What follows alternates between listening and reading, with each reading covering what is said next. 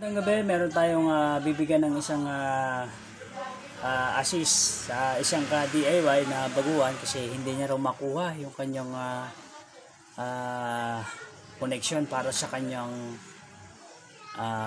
12 volts na 4 na pirasong battery. So pakita ko sa inyo. Ito yung gagamitin natin na cheap BMS. So ito ay gamit ko rin naman, kaya lang hindi naman ito ganun kataas na current. Kumbaga saktong mga pang DIY lang. Ito rin yung gamit ko sa aking pure 12 volts. Ganito mga ka-DIY. Ito ang isang halimbawa, no? Sir, kung mapapanood mo yung video, paliwanag ko sa iyo. Andyan yung B-, P-, C-. Sa P-, ayan yung discharge. Bali, ang kukunin mo dito sa discharge, balikan natin mamaya, yung P- saka yung P+. Yung P+, ito yan, yung positive P+. Saka ito naman B-. Yung P+, saka P-, pwede mo siyang kuhanan ng load. Kaya nga tinawag ko siyang discharge load.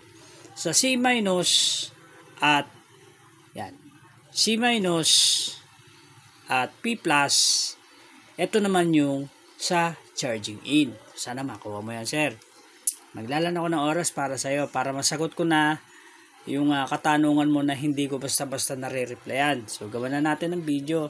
Sundan mo lang ang kulay black. Ang bilang natin dyan ay 1, 2, 3, 4, 5. So ang pinakang huling bilang number 5. So ang number 1 yung kulay black. So mali pala itong bilang. Basta tandaan mo, sir, ang number 1 yung kulay black at sunod-sunod na yung bilang, Ngayon, itong black na to, dumiretso na ito. Alisin na natin ito, Ito yung cell number 1, 2, 3, 4. Ayan, so yun yung example ng battery. Ito magkakatugtong yan.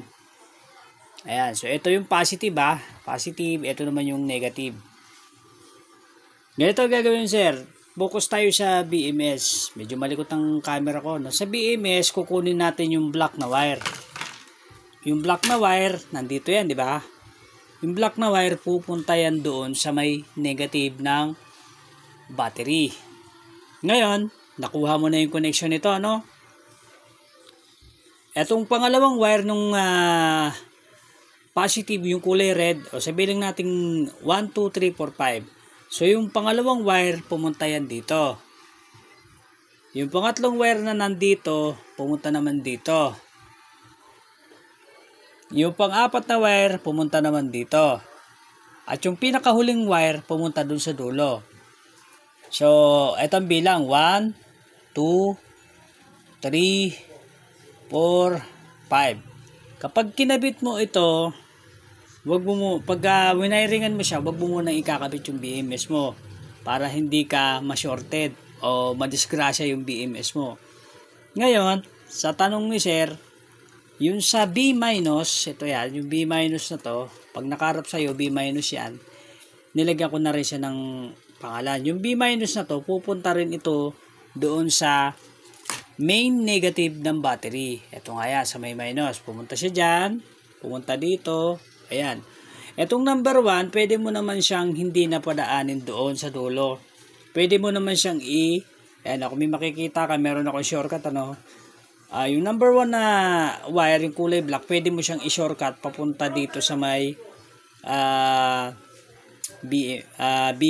Pero pinaka the best pa rin dyan, kung ano ang connection ng wire mo na to, dapat doon mo din siya sundan. At take note lang, itong wire na to dapat malaki yan. Ayan, dapat malaki yung wire na yan, malaki. Kailangan itong wire na to, itong papuntang wire na to doon sa negative, dapat malaki ang wire niyan. Hindi mo gagayahin yung wire nito, Hindi pwede na yung wire na to o yung kulay black. Example, yung kulay black na to, yun din ang ilalagay mo dito papunta doon sa negative. Hindi ganon. Dapat malaki yan dahil negative side na yan.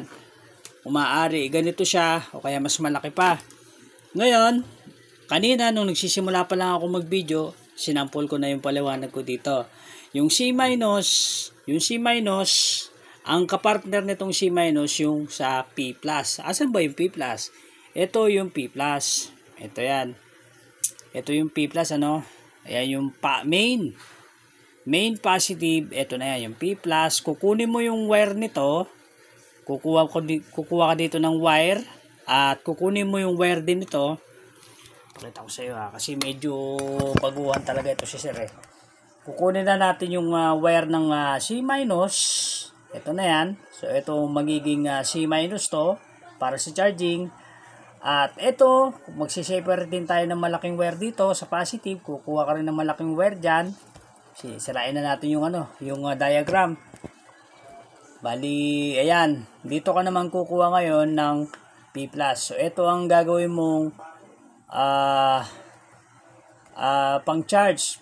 Dito mo padadaanan yung charging ng power supply at ng BMS sa solar. Kung dito mo siya padadaanin, or pwede din naman dito sa may discharge at saka sa P+.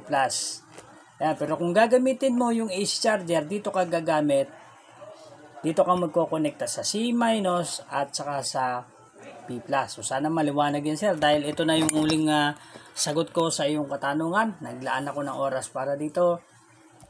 Ayan, so sa P- at P+, ito naman yung tinatawag na charging discharge load. Ayan, so dito mo ikakabit yung mga ilaw mo, DC motor o ano pa man. So sana nakuha mo sir, ito na yung sagot ko sa iyo. Kung sakasakali mo na nalilito ka pa rin, ayan na yung tamang koneksyon. Sundan mo lang ito. Itong pinaliwanag ko kanina, yung kulay black, unahin mo muna ilagay doon. Pangalawang wire, ilagay mo dito. Pangatlo, pang-apat, at panlima.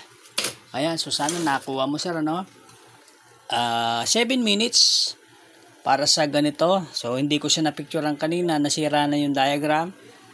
Intindihin mo na lang sir kasi wala akong mga ballpen na kulay pula. So sana makuha mo yan na paliwanag ko sa iyo. So sana nasundan mo sir. Yan po yung diagram para dun sa mga gustong gumawa ng pure 12 volts. Ayan, pwede po yan. At ang connection ng BMS at ng active balancer ay iisa lang.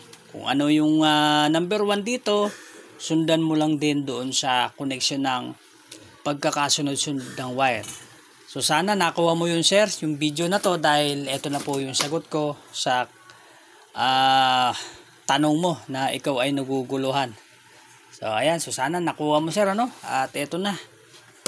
Ginawan ko na ng video para mayroon ka ng basihan.